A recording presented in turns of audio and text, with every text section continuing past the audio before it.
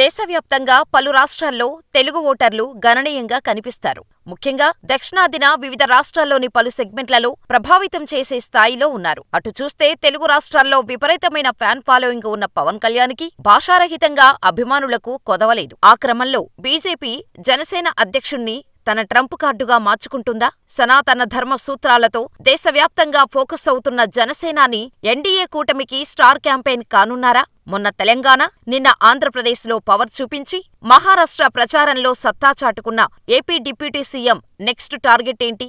మహారాష్ట్ర ఎన్నికల్లో BJP సారథ్యంలోని Mahayuti NDA కూటమి అఖండ విజయం సాధించింది.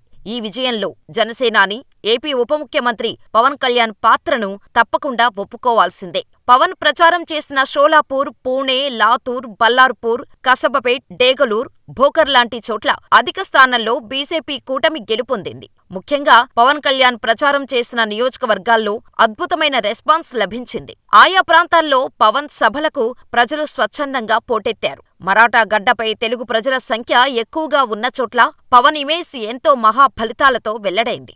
ఆంధ్రప్రదేశ్ ఎన్నికల్లో తన ఇమేజ్తో జనసేనకు 100% స్ట్రైక్ రేటు సాధించి యావత్ దేశం దృష్టిని ఆకర్షించిన పవన్ కూటమి విజయంలో కీలక పాత్ర పోషించారు.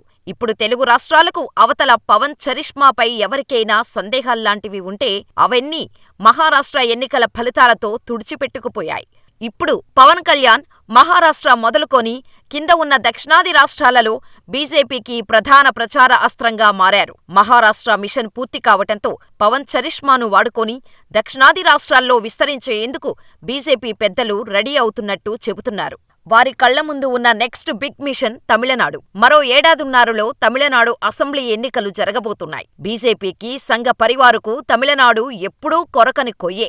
అక్కడ రాజకీయమంతా డీఎంకే, అన్నాడీఎంకేల మధ్యే నడుస్తుంటోంది. అక్కడ బీజేపీ పునాదులు ఏర్పాటు చేసుకోవడానికి కూడా తమిళనాట ప్రజలు అవకాశం ఇవ్వటం లేదు. రాజకీయ దిగ్గజాలు కరుణానిధి, జయలలితల అస్తమయం తరువాత పరిస్థితులు కొంత మారాయి. దాంతో వచ్చే ఎన్నికల్లో బీజేపీ తమిళనాడు అసెంబ్లీ ఎన్నికల్లో ప్రభావం చూపటానికి శతవిధాలా ప్రయత్నిస్తోంది. తమిళనాడు అసెంబ్లీలో 234 సీట్లు ఉన్నాయి. అక్కడ విజయానికి కావలసిన మ్యాజిక్ ఫిగర్ 118. గత ఎన్నికల్లో డీఎంకే పార్టీ సోలోగా 133 సాధించింది.